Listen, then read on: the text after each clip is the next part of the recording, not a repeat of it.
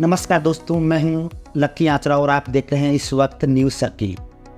आज हम आपको एक ऐसे डॉक्टर से मिलाएंगे जो मनोरोग, सेक्स रोग व नशा मुक्ति रोग के विशेषज्ञ है, श्री डॉक्टर चरण सिंह जी जिलोआ।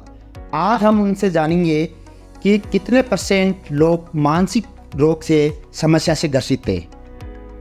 एक्चुअली जी ऐसा है कि आपने सवाल पूछा कि कितने प्रतिशत लोगों को मानसिक समस्याएं हैं।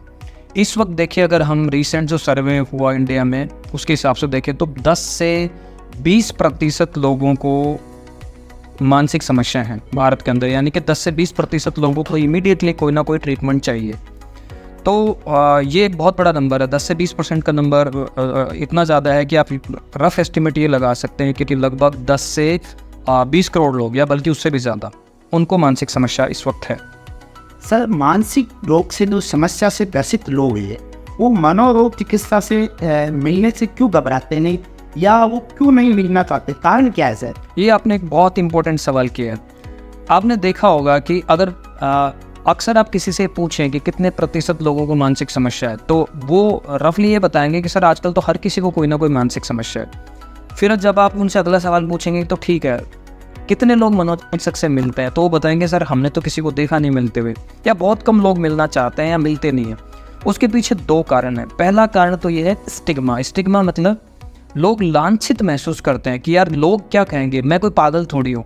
माफ़ करना मुझे ये शब्द इस्तेमाल करने के लिए, लेकिन लोग ये मानते हैं कि यार साइकियाट्रिस्ट के पास तो केवल वो लोग जाते हैं जिनमें कोई पागलपन जैसे लक्षण हो, पर ऐसा नहीं है। एक मनोचिकित्सक 400 से ज़्यादा मानसिक समस्याओं का इलाज करता है और उनमें से साइकोसिस, जिसको हम आम भाषा में पागलपन कहते हैं, वो भी है। तो पहला कारण है स्टिग्मा कि लोग क्या कहेंगे। दूसरा जो कारण है वो है लोगों को नॉलेज ही नहीं है। आज से कुछ साल पहले तक इवन कई स्टेट्स में अभी भी जहाँ एजुकेशन नहीं है, बच्चे को बुखार होने पर वो क्या करते हैं, उस बच्चे की अंगुली गर्म तेल में डाल देते हैं क्योंकि उनको नॉलेज नहीं है। तो ऐसे ही नॉलेज के अभाव में लोग आज भी क्या करा रहे हैं, मानसिक रोग से ग्रसित लोग या तो झाड़ फूंक कराते हैं या डोरे ताबीज कराते हैं, या फिर वो इसी तरह की कोई धार्मिक प्रवृत्ति वाली जो चीज़ें होती हैं, इस तरह की जो एक्टिविटीज़ हैं उनमें इन्वॉल्व हो जाते हैं।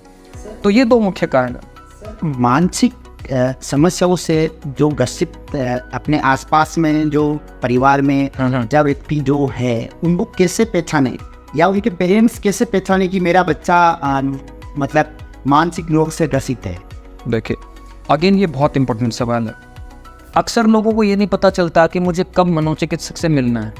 तो उसका सीधा क्राइटेरिया ये है, अगर आपके आसपास कोई भी व्यक्ति है जिसका रिसेंटली व्यवहार बदल गया है, उसके व्यवहार में कोई चेंज आ गया है, कि जैसे पहले कोई आराम से सोता था, आजकल उसकी नींद खराब हो गई है, सुबह उठता है तो वो थका हुआ महसूस करता है, चिड़चिड़ा ज़्यादा रहने लग गया है, या फिर कोई नशा करने लग गया है, या नशा कर रहा था तो नशे की मात्रा बढ़ गई है, ठीक है, या फिर कोई उदास रहने लग गया है, या फिर किसी के दिमाग में विचार कंट्रोल ही नहीं हो रहे हैं, लगातार विचार चलते रहते हैं, रात को सोता है तो भी वो दिन के विचार लगातार चलते रहते हैं, याददाश्त कम हो गई है, सेक्स की इच्छा कम हो गई है, सेक्स से रिलेटेड प्रॉब्लम्स आने लग गई हैं, महिलाओं में मेंस्ट्रुअल प्रॉब्लम या वाइट डिस्चार्ज की प्रॉब्लम आने लग गई है, या फिर किसी को गुस्सा बहुत ज़्यादा आने लग गया है, चिड़चिड़ापन आने लग गया है, कि जहाँ गुस्सा करने की कोई गुंजाइश ही नहीं है वहाँ भी आप गुस्सा कर रहे हो, कि ज़रा सी बात पे आप चिड़चिड़ हो जाते हो, गुस्सा करने लग जाते हो, या फिर आप बड़ी बड़ी बातें करने लग गए जो कि आपकी हैसियत से बहुत आगे की हैं,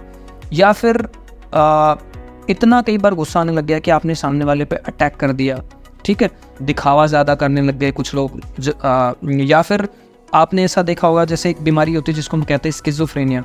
उसमें व्यक्ति क्या करता है कि अकेला बैठा बैठा हंसने लगता है, शक वहम करने लगता है, जैसे हस्बैंड वाइफ के कैरेक्टर पे या फिर वाइफ हस्बैंड के कैरेक्टर पे डाउट करने लग जाए, ठीक है।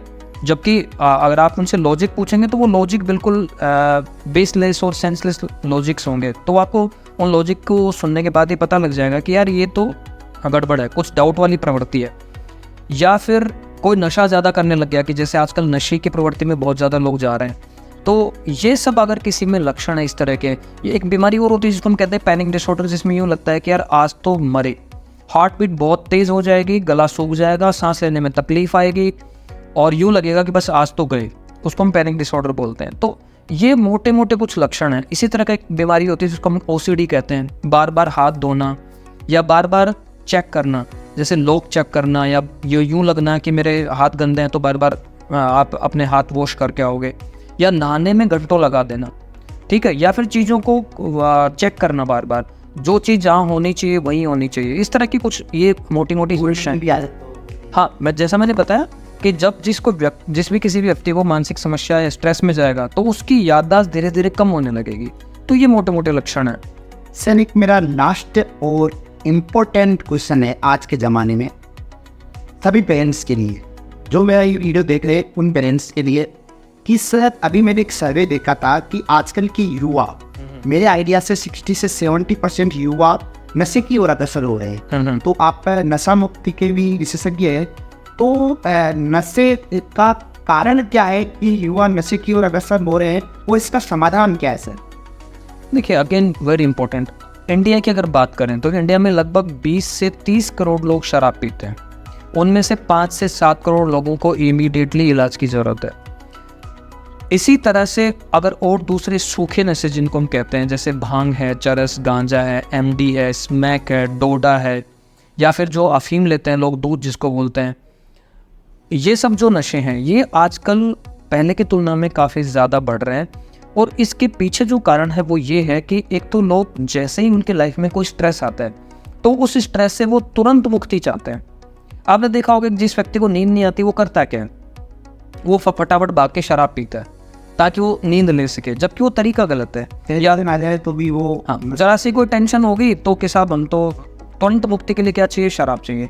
किसी का बीवी से झगड़ा हो गया, हस्बैंड से झगड़ा हो गया, या किसी तरह का कोई कॉम्प्लिकेशन लाइफ में आ गया, कोई बिजनेस में लॉस हो गया, वो तुरंत भाग के शराब पीते। उससे होता ये है कि अगली बार आप उतनी टेंशन भी नहीं झेल पाओगे, और आप एक दिन ऐसा आएगा जब जरा सी टेंशन होने पे आप शराब पीने लग जाओगे या सिगरेट स्मोक करने लग जाओगे। आपने देखा होगा कॉर्पोरेट जगत में जो लोग काम करते हैं उनमें देखा होगा कि जरा सा ब्रेक मिलते हो सबसे पहले सिगरेट पी के आते हैं। क्यों? क्योंकि वो स्ट्रेस को मैनेज नहीं कर पा रहे हैं और वो जानते नहीं है कि उस स्ट्रेस को कैसे मैनेज किया जाए। तो हमारा जो यूट्यूब चैनल है उसमें हमने एक स्ट्रेस बस्टर करके एक वीडियो भी डाला है, लोग चाहें तो उसको देख सकते हैं कि स्ट्रेस ना हो इसके लिए हम क्या क्या कर सकते हैं। तो जो मुझे नज़र आता है सबसे मुख्य कारण वो ये है कि लोग जो टेंशन है उससे मुक्ति का एक सबसे आसान तरीका ढूंढ लेते हैं, जो कि गलत तरीका है। उनको दूसरे कुछ अच्छे तरीके अपनाने चाहिए, जैसे डीप ब्रीदिंग एक्सरसाइज है, मेडिटेशन है, आदि आदि। तो तुरंत चिंता से मुक्ति के लिए भी लोग आजकल नशे की तरफ जा रहे हैं। बाकी तो और बहुत सारे कारण हो सकते हैं, जैसे पीयर प्रेशर है, दोस्त ने बोल दिया यार ले ले कुछ नहीं होता, ठीक है, या फिर लोग मज़े के लिए ले लेते हैं, या फिर लोग ट्राई करने के लिए लेते हैं कि आप ट्राई करते हैं भांग और गांजे से या स्मैक से क्या होता है।